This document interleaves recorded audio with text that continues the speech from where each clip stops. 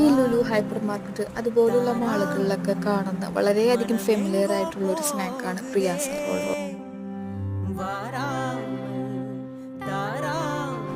അതിന് വേണ്ടിയിട്ട് സവാള നന്നായിട്ടൊന്ന് സോട്ട് ചെയ്തെടുക്കുക. അതിലേക്ക് ആവശ്യത്തിന് ഇഞ്ചി വെളുത്തുള്ളി പേസ്റ്റ്, പിന്നെ ഒരു മീഡിയം സൈസ് ക്യാപ്സിക്കം നന്നായിട്ട് സോട്ട് ചെയ്തെടുക്കുക. ആവശ്യത്തിന് ഉപ്പും ചേർക്കുക.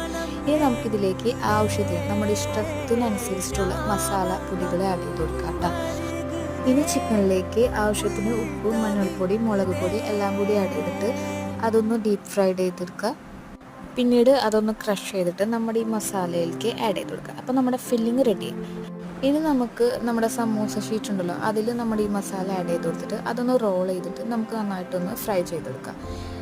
പിന്നെ നമ്മുടെ റോള് ആദ്യം തന്നെ മയോണൈസിൽ മുക്കുക 2 സൈഡും. അതിനുശേഷം കൊറിയാണ്ടർ ലീവ്സ് വെച്ചിട്ട് നമുക്ക് ഡെക്കറേറ്റ് ചെയ്യാം.